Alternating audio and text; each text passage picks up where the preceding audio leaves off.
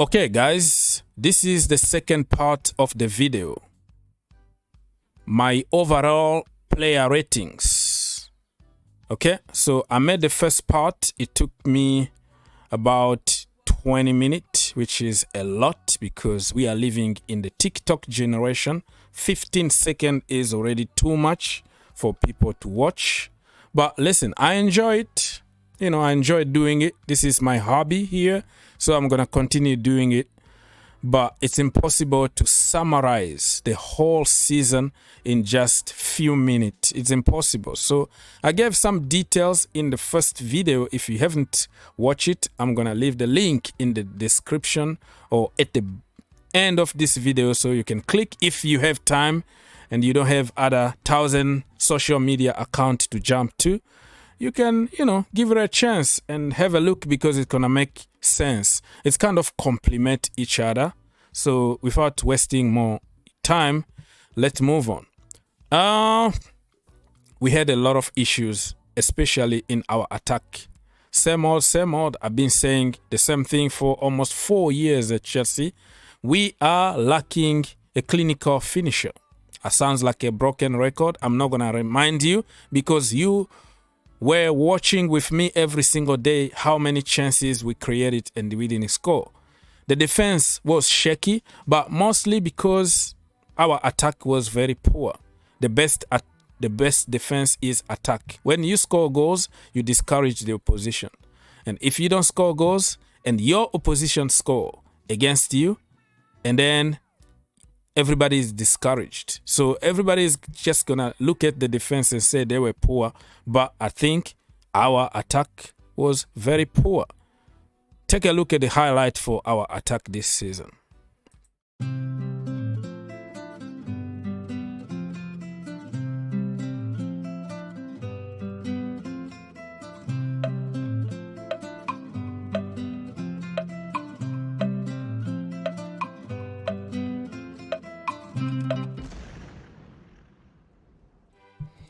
All right, people. So I wanted to make a tier list, about who is a world class, who is good, average, bad, and all that. But I don't want to really open the door to a lot of hate because that's what people do on social media.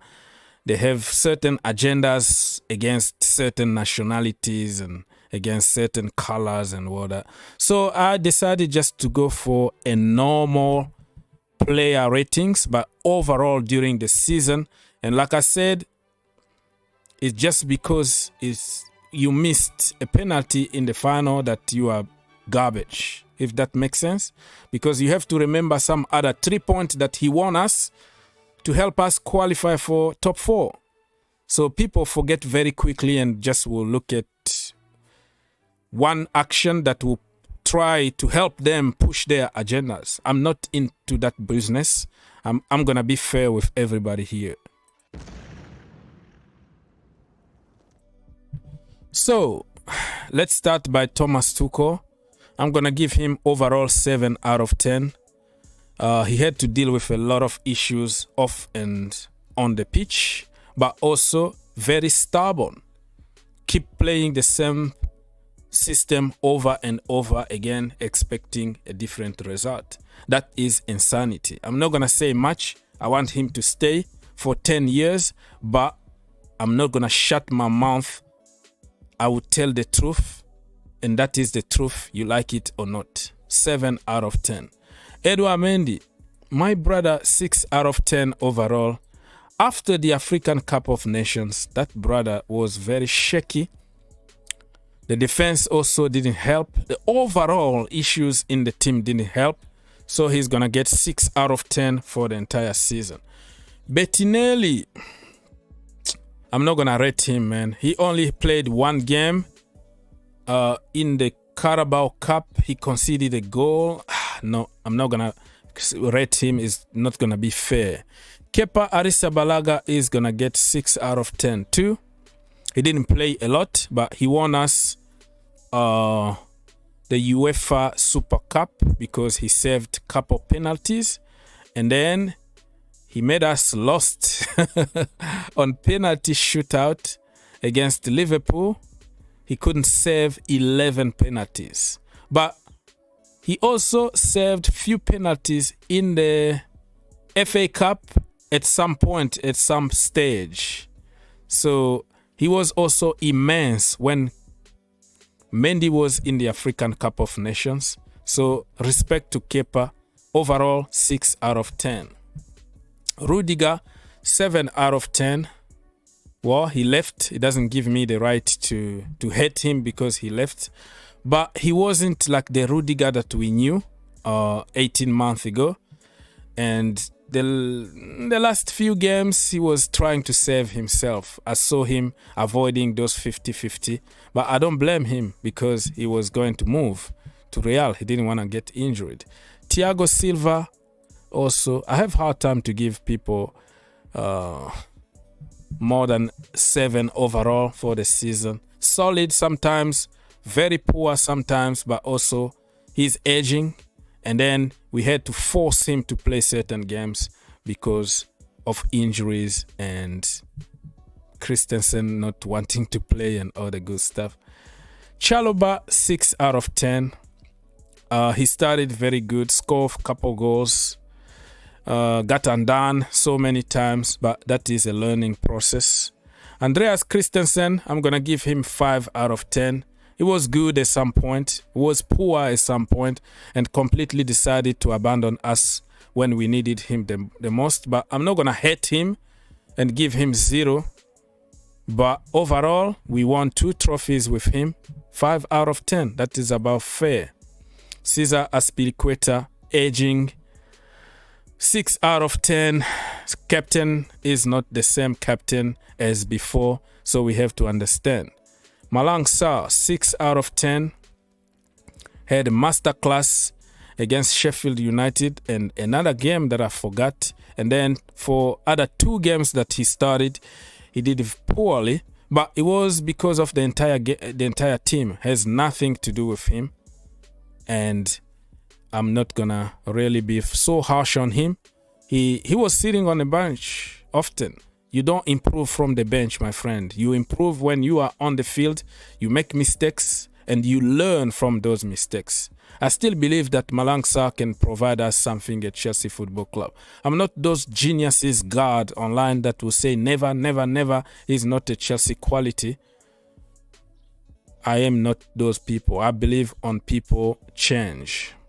I'm not gonna rate Kennedy because he played only. He never even finished 1 game of football. He played a few minutes here, and the last game of the season he was good, but he didn't even finish the game. So he did good. I'm not gonna rate him. It's not gonna be fair. Marcos Alonso, very controversial one. I'm gonna give him 7. Alonso, you know what you get from Alonso. He's slow, but he got the end product. He's good in the final third. Goodbye and see you later. Rhys James, 7 out of 10. Struggled a lot with a lot of injuries. Very solid defensively, offensively. Nothing to say. Chile, he played actually many games in the beginning of the season. And when he got that ACL injury, we collapsed. 7 out of 10. Hopefully, he can come back 100%.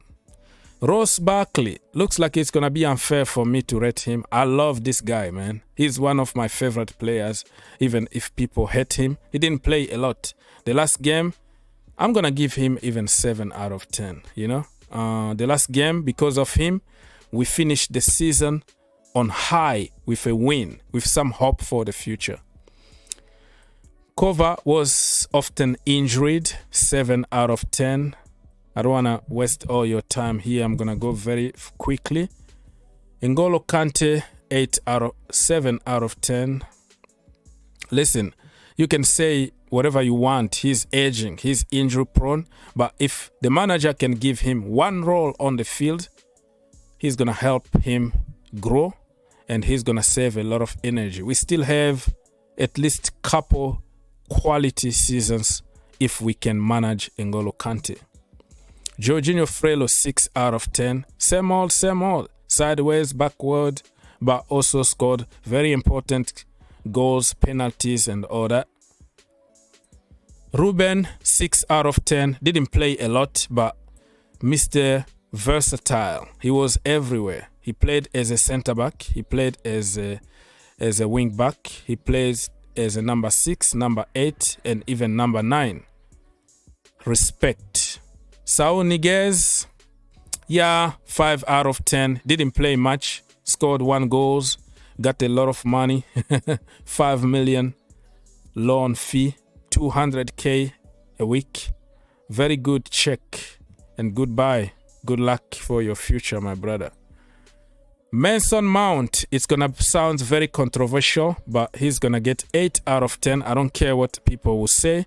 He was by far the best player in the Chelsea, and, you know, fans voted him player of the season. He wasn't the Mason Mount we knew from 2 seasons ago, but he was right there. He's improving. He made a lot of mistakes like anybody else, missed few penalties, and everybody wanna kill him. Has nothing to do with football. It just has something to do with personal hate, agendas, jealousy, xenophobia, because we don't like English players. American players and academy players are a big no. We don't like them. They are hyped by the media. We don't like them. We don't feel represented because we are foreigners. Smart. Hakim Ziyech is gonna get 6 out of 10. He didn't have enough playing time, and then he was playing out of position. So it's 50-50. The manager to take some responsibility for not finding a way of accommodating certain players, and the player also need to take some responsibilities. For me, it's 50-50. Kalim Hussein-Odoi, 6 out of 10. Been struggling with a lot of injuries. Had some very good cameos here and there.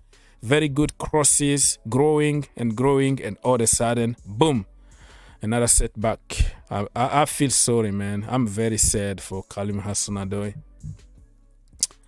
Christian Pulisic, 7 out of 10. Same thing, okay? The manager, the system, nothing is working for him. No, he's not having a run of games, but people want to kill him when he's on the field for a few minutes. I'm sick and tired of defending him.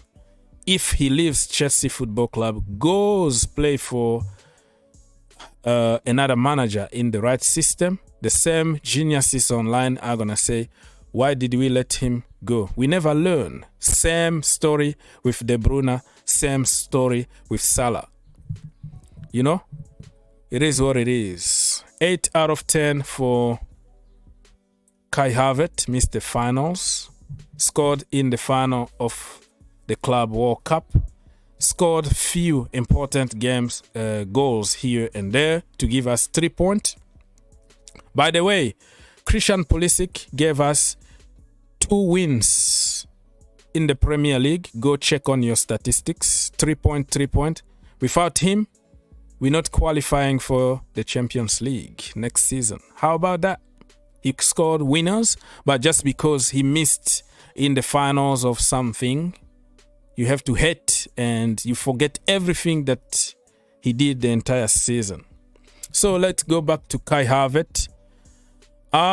Man, also struggling in the wrong system, wrong position, and the responsibility need to be shared between the manager and the player. Hopefully, next season, Thomas Tuchel can find few systems, a lot of systems to adapt players. And we're going to just stop talking about he needs his own players. Look at Klopp. Listen, the team that Klopp inherited is completely different than what Thomas Tuchel is managing at the moment. We have very good players who are just begging for the right system to start scoring goals. Why that is so difficult for people to understand? Just because you don't tell the truth, you have an agenda. Timo Verna is going to get 6 out of 10. Same old. He had a little bit of good time at some point, but no more than that. Always ran with his head down, looking at his shiny shoes. always shoot straight to the goalkeeper or off target. Scored few important goals here and there. No more than that. He need to change, man. He need to change. 6 out of 10. Romelu Lukaku, my brother, is going to get... With the whole situation that happened, I'm going to give him 5 out of 10. Just, you know, the middle. Because he created some of the issues by talking. But also the manager decided to play another system which is very different than the one that he was playing in Italy. So again, the responsibility to be shared between the system and the player. And he was out many times. He got injured here and there.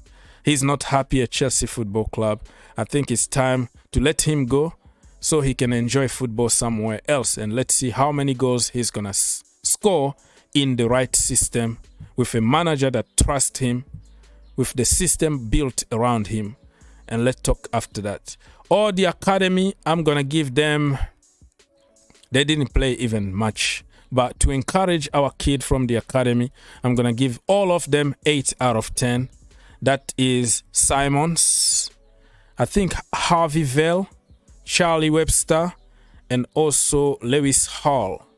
Yeah, all of them, all the kids that came from the academy to help us, they're going to get 8 out of 10 just to encourage them. They didn't play much. Most of the time they were on the bench, but few times that they were on the field, they showed us that the future is bright and we have to trust our own kid instead of going to other countries and buying expensive kid and neglecting our own kid in the academy.